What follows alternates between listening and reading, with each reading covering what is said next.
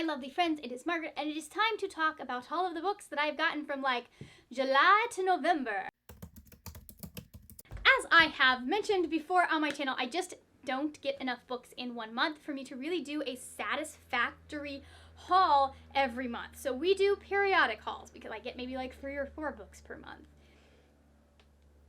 Might be a little more, if I'm totally honest. I just have a whole bunch of piles of books here that I have bought. And they're going to be in no particular order as we talk about them, but I'm going to talk about them. Yeah. I'm going to start out with some that I do know that I got in July. I got The Silence of Bones and Wicked Fox for Coreadathon, and then when I got those, I also got Winterborn Home for Vengeance of Valor by Ali Carter. This was the group book for Coreadathon. It is about someone whose name I've forgotten. So this is about Seoul. She works in 18th century Korea. She has been not bought, but she is an indentured servant for, she is an indentured servant for one of the police bureaus there, or police, so I don't know what the word is, but bureau, it is. She works for the police because one of the societal things that they have is that the men are not allowed to touch women, so they're not allowed to like interrogate them. If they're dead, they're not allowed to examine them, kind of that kind of thing. So they have to hire these young women so that they can interrogate other women, so that they can handle a dead woman's body, that kind of thing. It was this really complex mystery that I didn't even see coming. I will link the wrap up where I talk about it. I gave it 4 stars. It was a really good story. It was not as happy as I would have liked, but it still wasn't like sad. I am a very simple reader. I just need everything to be happy at the end of the book. That don't always get that, but that's fine. I loved the world building this because she is having to take you into a world that most of us, at least if you're in the United States, you haven't been to. I know that there's a lot in here that if you are Korean, you probably related to, you probably recognize, but I really appreciate just kind of sitting back and with this book and going, you know, if people can process the fantasy names that Brandon Sanderson is coming up with, they can process June Hur talking about a city that actually existed. As I mentioned, I also got Wicked Fox. This is about Gu Mi-young. Yep. This is about Gu Mi-young, and she is a gumiho, which basically translates to she can turn into a fox. She's a fox creature-ish type thing. She's immortal also, and her job is to like kill people. Not really. Like she sucks the souls from men, and so she has chosen to only suck the souls, I think, from like evil people. I don't entirely remember, but I know that there's this whole thing that happens where she loses, it's not her soul, but the thing that makes her immortal because she saves this boy. Apparently it's based very heavily on like tropes that are in K-dramas, and I have recently started watching those. And I'm here for it, so I'm ready to read this one. And then we have the Winterborn Home for Vengeance and Valor by Ali Carter. I may have cut the book when I opened it, but that's fine. I did it. It wasn't someone else.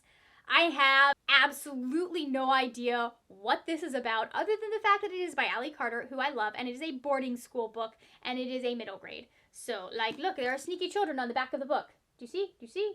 Sneaky children. I'm here for it. I'm ready for another boarding school book by Ali Carter. Ooh, someone's in the window with a machete. Oh dear. I'm going to be reading this very soon. Possibly.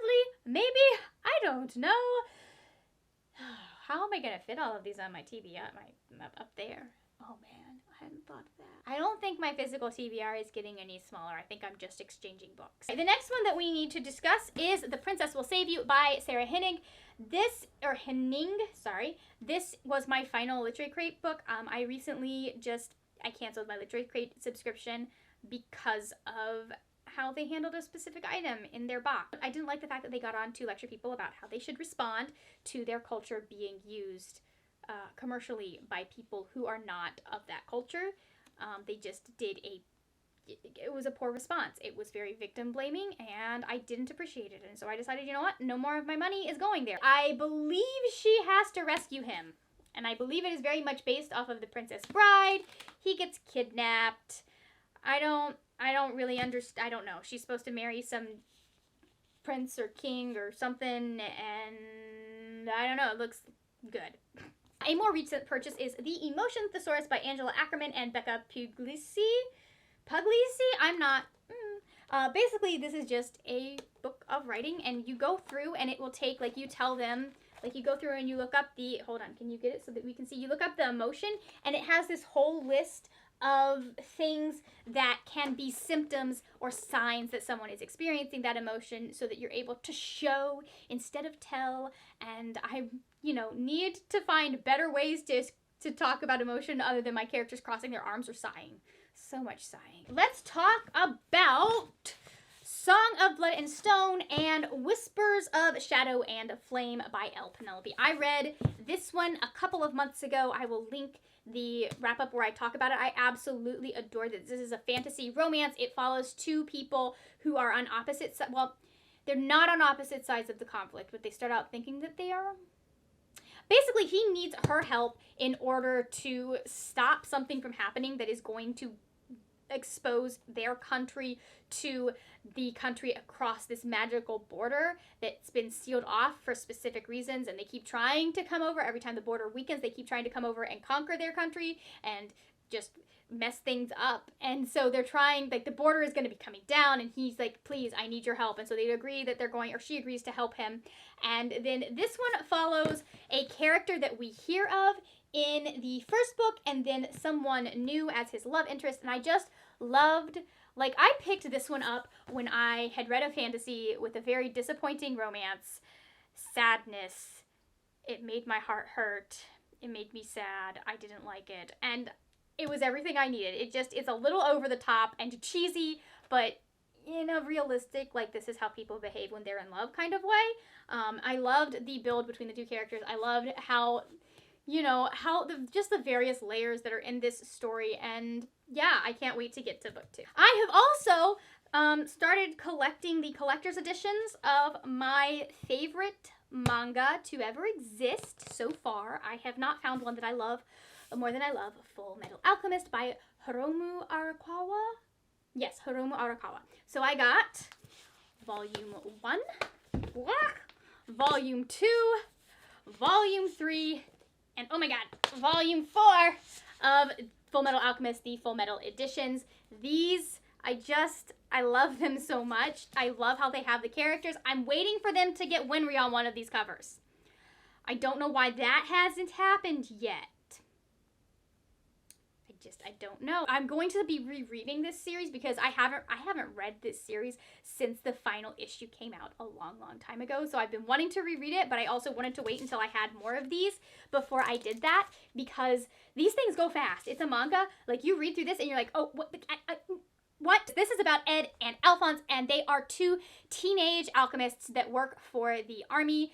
And basically, when they were younger, they made the decision to try and resurrect their mother. And it didn't go well. Ed lost his arm. He lost his leg. And Al's body basically got disintegrated by the spell that they did. And so Ed sacrificed his arm in order to bind Al to a suit of armor. That's Al. And so they're trying to find the Philosopher's Stone because they believe that this Philosopher's Stone is going to help them restore their bodies to how they were before they made this huge, awful mistake and completely messed up with alchemy. So I just absolutely adore this series. I can't wait to reread it. I have other volumes coming in from the library because I don't, like, not all of these aren't, there's only like 10 of these so far. They haven't done all 18 volumes in this edition, but these are the editions that I want to own because they are so freaking, like, look at how gorgeous these are. Like, look at that, look at that, look at that. Oh, okay, I also got, I think I got this in, like, July. I got Lazaretto by Diane McKinney Whetstone. This was one of my favorite books from 2019. Like, it almost made me cry. It's that good. It's a multi-generational saga, and it follows several different people kind of starting right after Abraham Lincoln has been assassinated, and it follows them over a couple of decades. It's very much about the Black community in the North right after the Civil War, and as we're going into the Restoration period, although there wasn't much restoration up north, but it's talking about, like, some of the stuff that was going down, and some of the abuses that were done even in the North. It really just does not paint a pretty picture, and it is just, such a good book. Just like, I can't tell you more than that without spoiling the best part about it. I also have a couple of middle grades that I got. I got Other Words for Home by Jasmine Warg. This is about Judah, and she was born in Syria, but because of all of the unrest, she and her mother immigrate to the United States, and she starts going to school here, and she gets involved in her school's play. And she's not letting the fact that she is just starting to really learn English stop her from doing that. And this is about her. This is about her family. This is about being homesick. This is about friendship, and it is just so good. So good. I was crying at the end of it. Actually, I wasn't crying because I don't cry, but I almost did. Like, there were tears in my eyes because it's about family primarily, and I just... Guys, you need to read this book if you have not read it. I was halfway through this book, and I said, I'm buying this book. Like, this was one I knew I was buying before I had even finished it, because a lot of the time I will try out a book, and I'll be like, I'll see if I get it, and if I like it, I will get. I knew. One that I have less praise for is Saving Lucas Biggs by Marissa de los Santos and David Teague. This is about Margaret, and her family is able to time travel, and then her father gets accused of something he didn't do and sentenced to death, and she decides that time travel is the way to fix that she's going to go back in time and change the judge. And a lot of this did not make sense. It started out really strong for me because it was discussing like how historical narratives can be manipulated, especially when they involve like larger corporations, especially when they involve people in power. The people who win are the ones that get to write the history, and they don't always tell the full truth. And so it was starting out really well because there's two dual timelines. There's Margaret, and then there is a character that is in the past dealing with a strike that is happening with this corporation that is her father has run afoul of. But it kind of just fell apart. Like, there was so much in this plot that didn't make sense, that could have been done better. The entire premise of why she's going back in the past, like, what? Why did you think this was going to be the thing that fixed this? I don't understand. I do have two Rebecca Roanhorse books that I got. I got Trail of Lightning by Rebecca Roanhorse. This follows Maggie Hosky. She is a monster hunter, and one day she comes across some monsters that are a little bit tougher or a little bit more intense. Like, they're a higher level of monster than she is usually hired to fight. And so she's like, well, something's wrong. She starts trying to investigate why things are kind of escalating suddenly. This takes place in a world where the world has been covered, not the world has been covered in water, but like Navajo land has been cut off from the world. There's a big wall around it. They are protected, but the rest of the world has kind of been just affected by these different cataclysms. There was a big flood.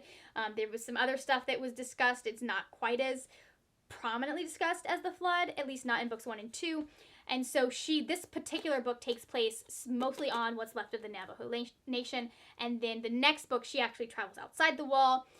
I love this series.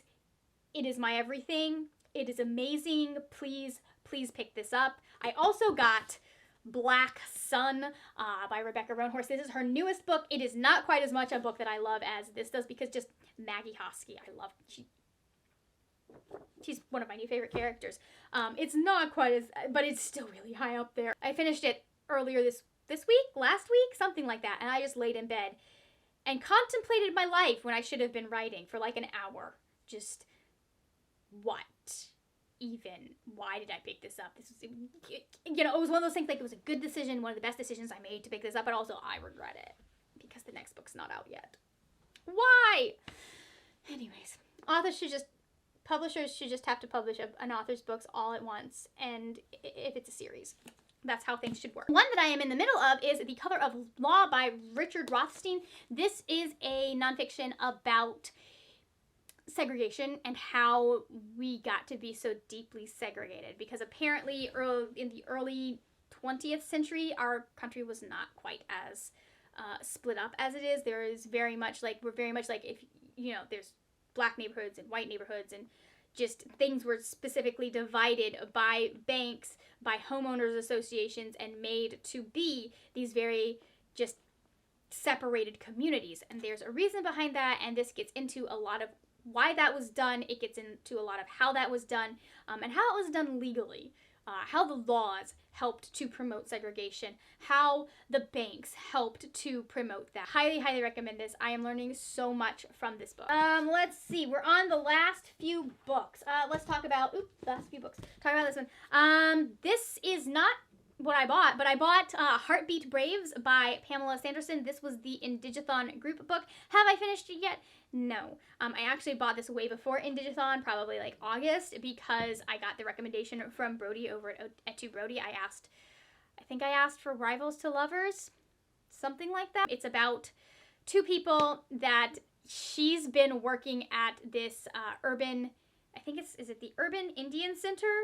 She's been working there for a very long time, trying to build up these different programs, and then one of the board member brings his nephew in, and is like, here, you're gonna help. You're gonna do these things. Take over this stuff. He wants nothing to do with that. She's pissed because it's what she's been working on, and it's just been handed to this newcomer.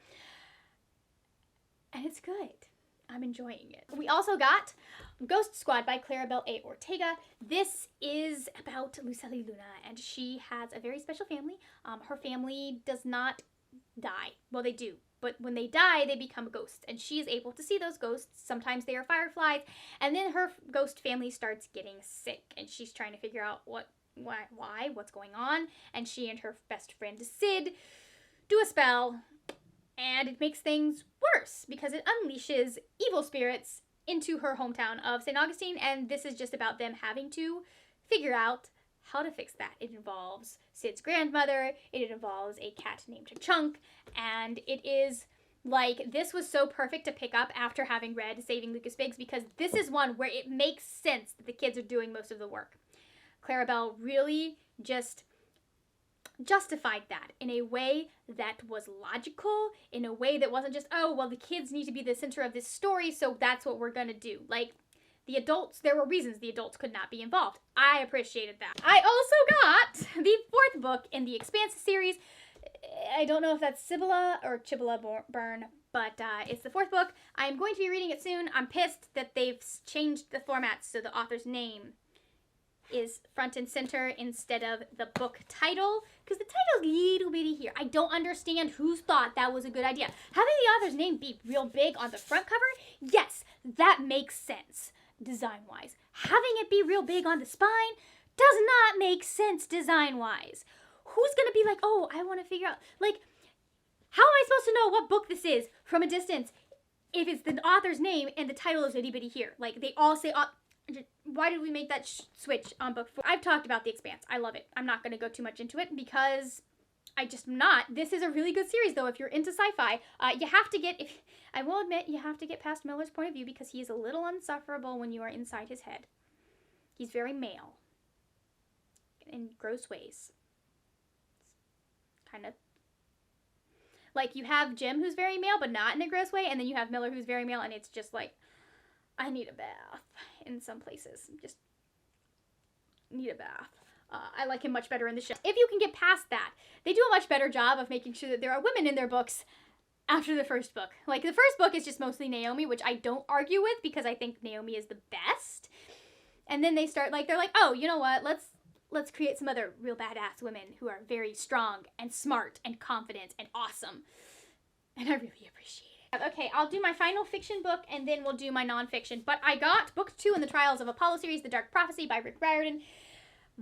Book 1 was our Demigods Anonymous book of, like, August or September. I don't know. We have postponed it so much. I don't even know if Demigods Anonymous is going to happen anymore. But I did get the second book because I'm going to be reading this next year, regardless of whether or not my friends are keeping up with me, because I need to know what happens next. This is the sequel series to the Heroes of Olympus series, my favorite series of all time, and somehow I can never remember the name when I am doing a haul, but it's my favorite series of all time. I love it. It is amazing. It's Perkabeth as can be.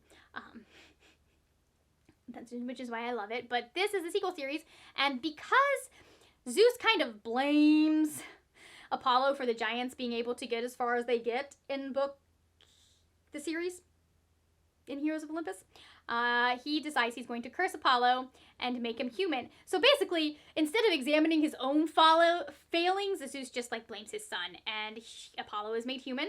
He's a little bit insufferable. He's a little bit annoying in the first book, but there's character growth.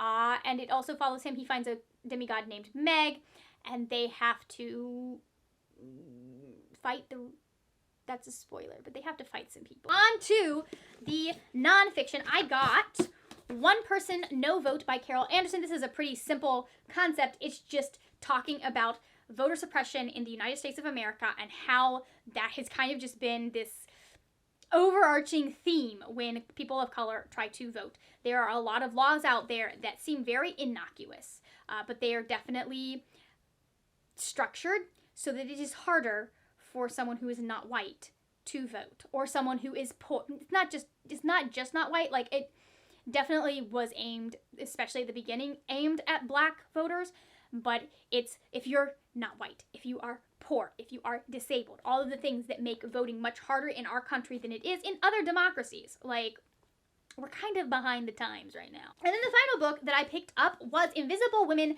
Data Bias in a World Designed for Men by Carolyn Criado Perez. This is basically about just how much stuff out there they study, and they do the specifications based on the white man, specifically white men. For example, when they use crash test dummies, they don't actually make crash test dummies that are physiologically formed like a woman's body is formed, or the female body is formed. It is just basically the same dummy that they use for a man, sized down to the size of a woman, but crashes affect us differently, and we're not able to really tell safety-wise. Just a whole bunch of things that, like, people looked at one gender and one race to determine the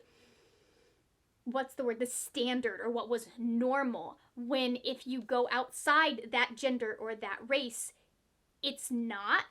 Like, for example, if you look at African American men, they have a much higher risk of heart disease, I believe it is, than a white man does, but they have not done any studies on why that is. It's fascinating to look into these things and to realize that, we're all human, but there are many different factors, both genetic, both economic, societal, that affect us in different ways. So this is my haul for the months of July, August, September, October, and November. Let me know down in the comments if you have read any of these, what you think of them, if you have questions about any of them. Some of them, the ones that I've said I've read. Also, we are trying something new on my channel, because I know that leaving a comment can be a little much, especially when we are so emotionally exhausted by everything that's happened in 2020. So you can either leave me your favorite emoji down in the comments if you just want to just leave something, or if you want to be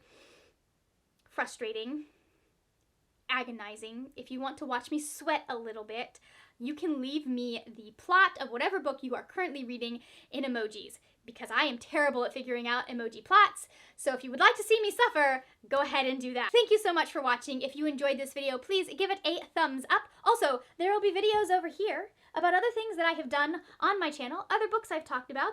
I don't know that I've done a review on any of these, so, like, there won't be any reviews or anything, but, like, there. If I have talked about any of them in a wrap-up, maybe I'll put it over here. Who knows? That is it for now, my friends. Happy reading, and I will see you later when we will talk about more wordy, nerdy things. Bye!